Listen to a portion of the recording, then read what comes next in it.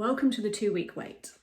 This 2-week wait has definitely felt like the longest 2-week wait ever. It has really dragged, and I think it's been particularly difficult because compared to my previous 2 transfers, I have had a lack of symptoms. I have had some cramping, which has got progressively stronger as we've gone through the 2-week wait, but all in all, I haven't really had any symptoms, and that has scared me.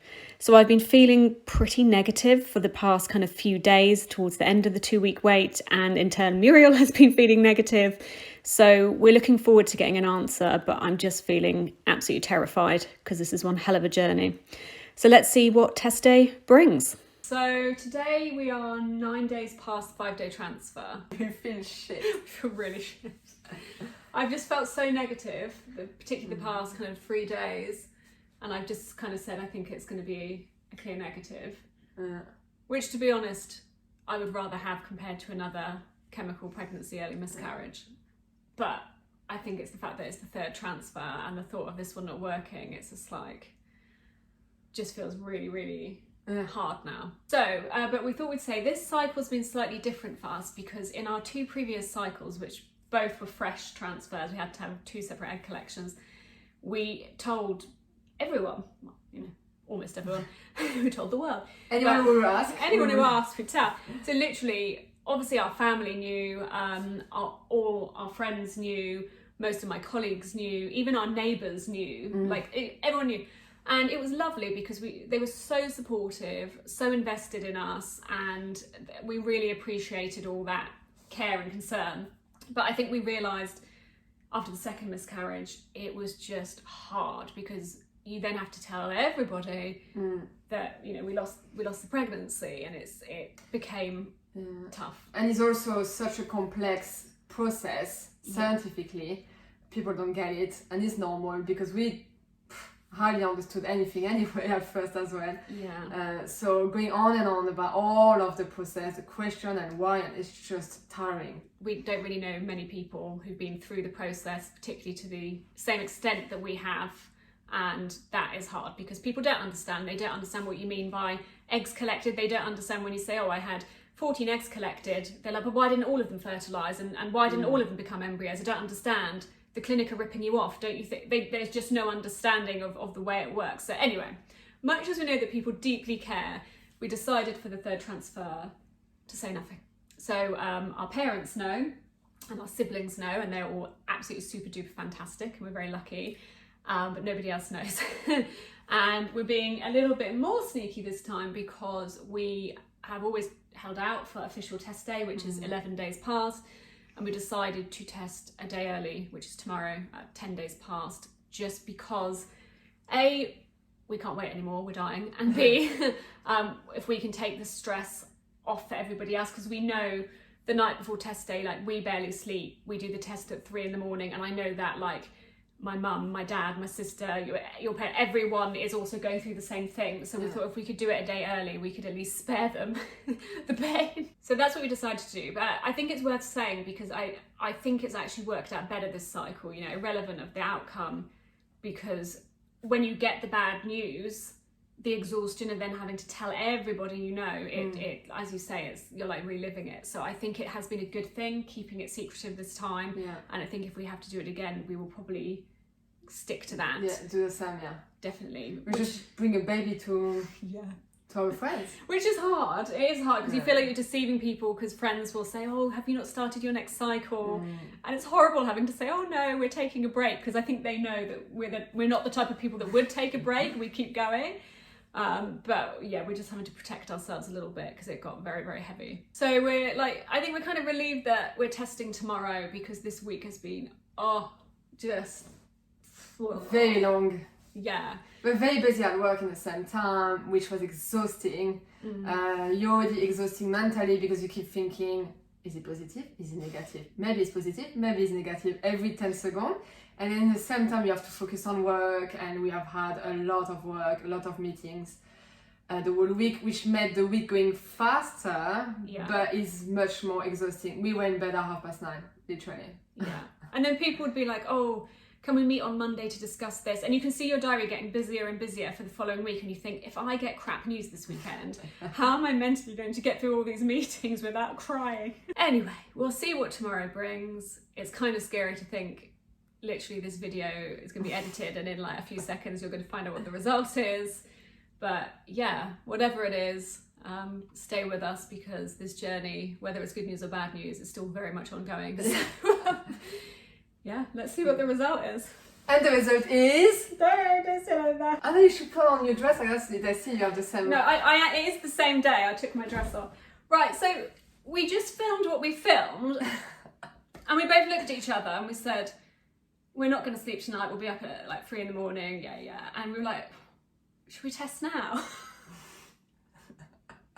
I think by the time where we're at, we're just like, fuck, fuck. Just do it.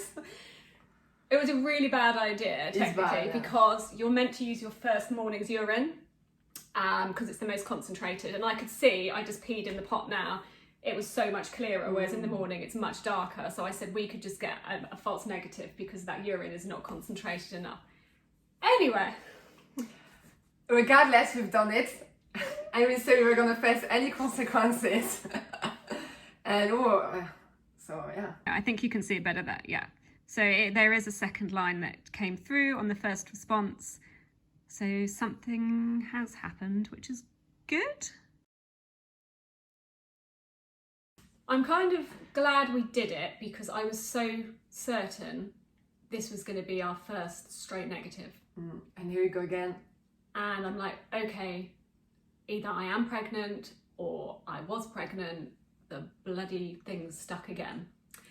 And now I'm just scared because we've been here twice before. Obviously it's a faint positive, which it should be because it's not official test day, it's 9 days past. It's the evening. It's the evening, it's not the first morning's urine. But I'm scared because I think if this doesn't work out and I have another chemical pregnancy, it's like, okay, 3 times in a row, something's wrong. But it's great to see that, it did stick, or maybe it has stuck, because I was just so convinced there was yeah. Nothing.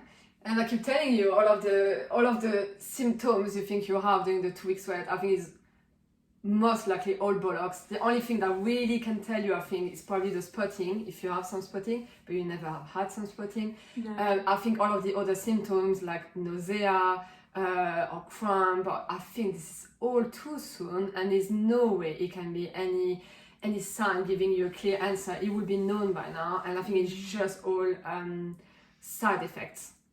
And it's sad, because if you get all of that and you think, oh yeah, I'm pregnant because of that, and it end up being a negative, it must be hard. It's just, I find it hard because of the chemical pregnancies we've had. We're used to getting positives, but very faint positives. And this is obviously a faint positive for more obvious reasons today. Yeah. But I've seen so many people test early at like 6 or 7 days past, which is mega early, and their positives are stronger than mine are on official test day. And I'm like, but I've also seen people who don't test till 13 days past and they get a super faint one and they go on to have a baby. So we just keep hope and we see how this is progressing. And if he's still there on Sunday, doing a blood test early next week.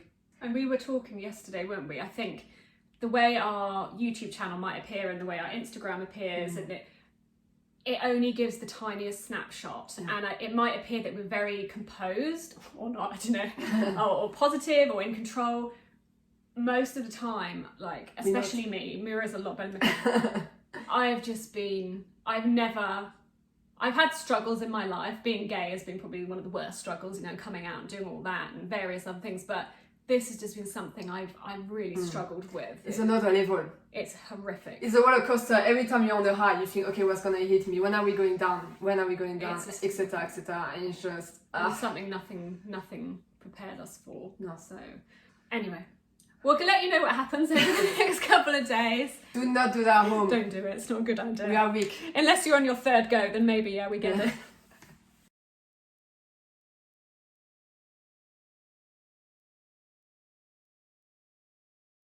So, this is 10 days later, really. And we look so great. Look at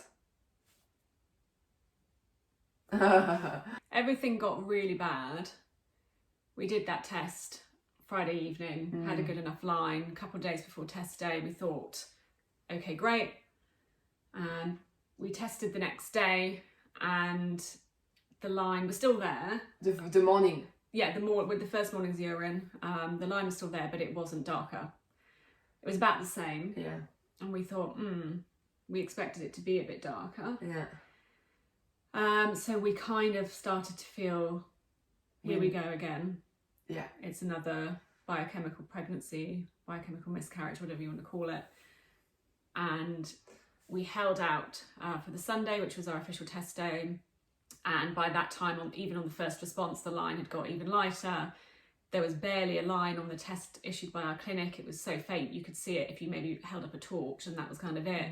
We did a couple of HCG strips as well, also very, very faint. So we knew it was not going in the right direction at all. It was just our, third cycle, third transfer, third very early miscarriage. And that was just shit, really. And then, to be honest, not that it's of any relevance to this vlog, whatever it is, but last Sunday, it was our official test day, and we knew we were going through another chemical pregnancy, and that was obviously gutting. But on top of that, we had our bunny rabbit Hoover, who has made a few appearances, I think, on this vlog. We've had him 9 years. He lives indoors. People don't understand because they just think, oh, it's a bunny rabbit, whatever. But he is part of this family. We eat breakfast, he's with us. We have lunch, he's with us. We have dinner, he's with us. He's been on a lot of medication. Huge proportions of our day are spent looking after him, being with him. He sits in the living room with us. He's the consistent positive of our life, of this lockdown, of our IVF. And he got very ill, badly ill, the same day, the same weekend that all this was happening. So on our official test day, obviously we were upset, but our focus was on him. We had to take him to the emergency vets. And to cut a very long story short, he, 2 days later, and we were up all night, most of the night for 2 nights after that, we had to put him to sleep. And so it's been shit. We feel like we keep losing our babies, our embryos, but to me, none of that mattered because Hoover was our baby. And we've had him so long, and now everything just feels very empty, and I have no energy, no hope, no faith in IVF, no desire to keep going down this path anymore. We have 2 embryos left, and we were told that has to be a double transfer because they're both very low quality. One's a day 5, one's a day 6. How did it happen again? We basically told the clinic, obviously by message on the Sunday, about we are 99% sure this is a chemical pregnancy. We just wanted to check my progesterone levels before the consultant says I'm going to up it again. They've never even tested my progesterone. No one knows what my levels are. No. So basically she said if you do the progesterone, we must also do the SCG. Yeah, she said keep taking the medicine because if you're still getting faint positive, but we knew. So we kept taking the medicine merely because we wanted the results of the progesterone test to be accurate. So taking an intramuscular progesterone injection when you know you have no viable pregnancy and when you know your beloved pet is probably about to die and you just have to keep doing this godforsaken medicine is really shit. But we did it, and we went in Monday morning and I had the blood test for the HCG, progesterone, and I also asked for thyroid as well because I just wanted those results so that when we have our follow-up and the consultant says let's do intramuscular every hour or something, we can say, well, actually my progesterone levels are okay. But what was hard about it is they said the results would be there the next morning, and obviously most pertinently they needed to let us know the HCG level for us to stop taking our medication. I already stopped taking the medication after that blood test because I knew, but the clinic didn't know that. No. And because of everything that was going on with our bunny Hoover, we obviously didn't have the energy or the headspace to chase the clinic. But it was the fact that they didn't bother to call us the next day to tell me that the pregnancy wasn't viable.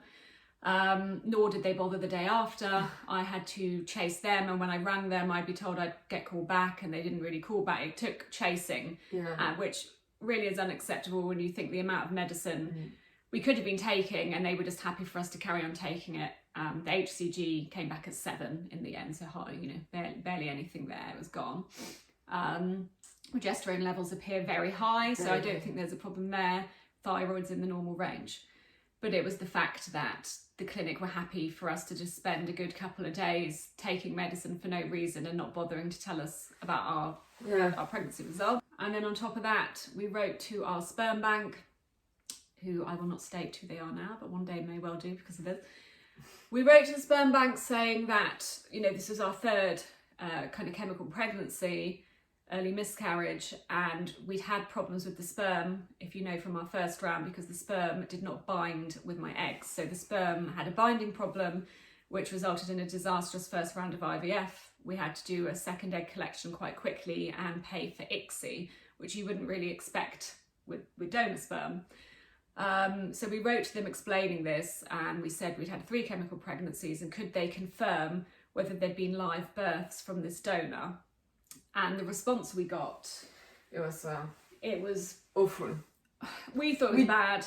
We did explain to them that we have had, just FYI, there was a binding issue with the donor, but not in the way of accusing them, because in reality there is no way the sperm bank could have known about it, to be fair. So we just said, just to let you know, we had a couple of issues with him, including the binding.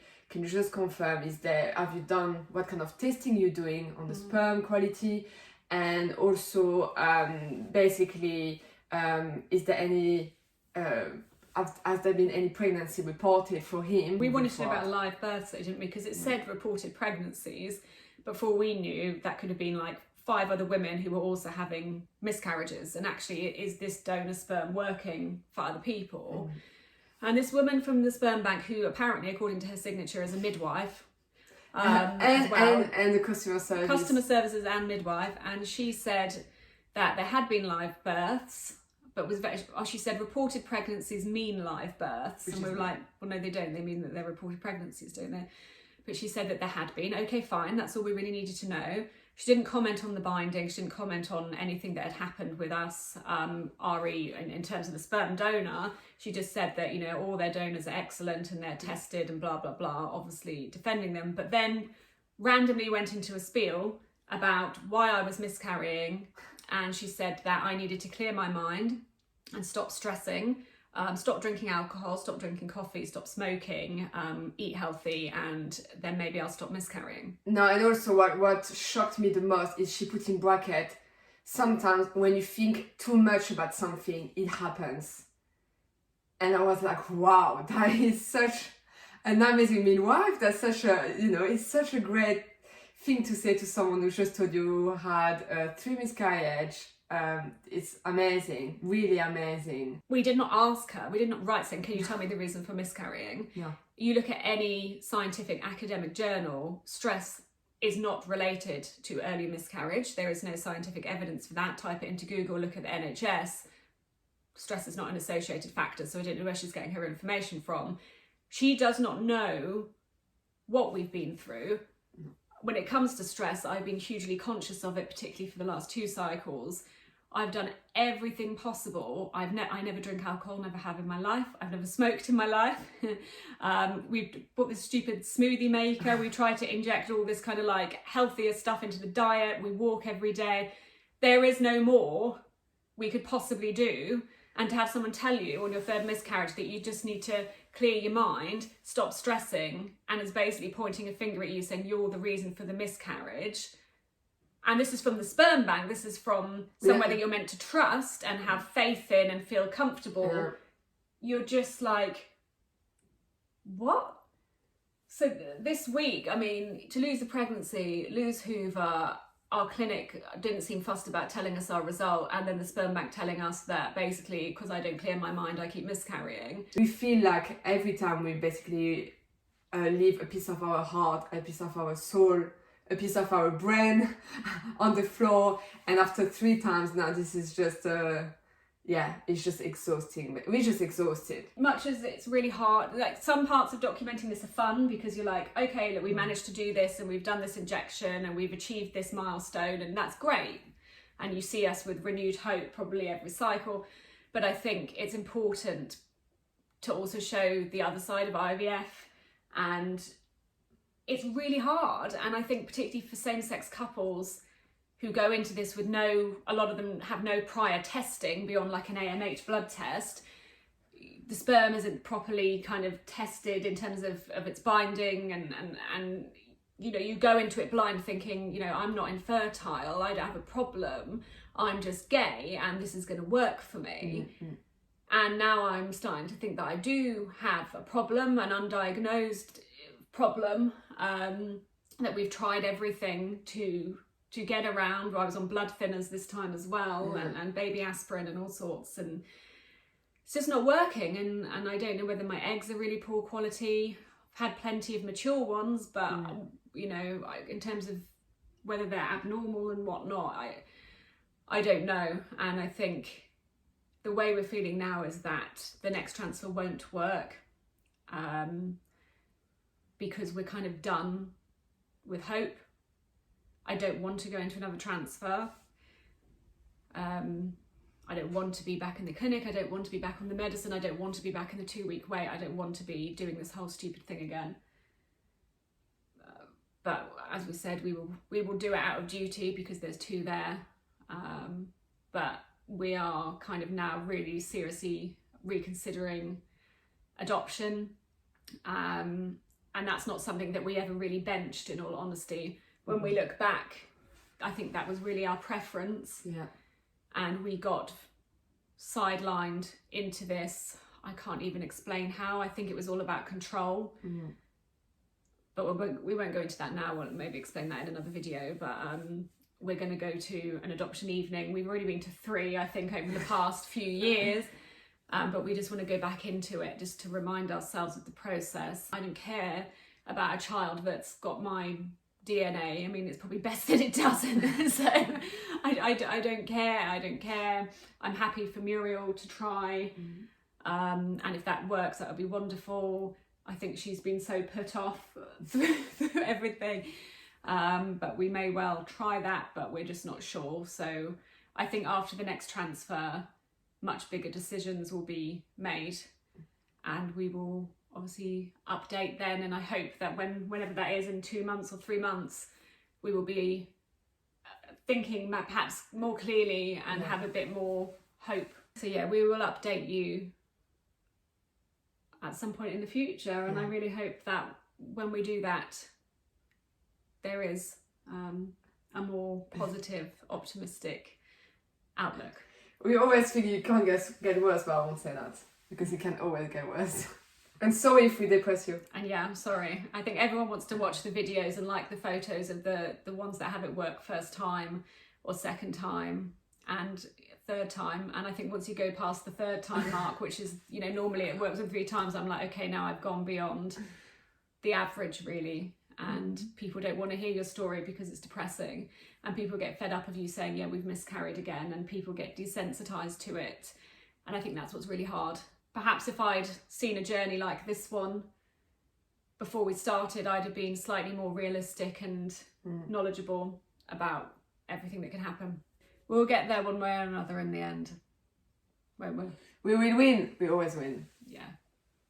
That's one hell of a fight. Bye bye.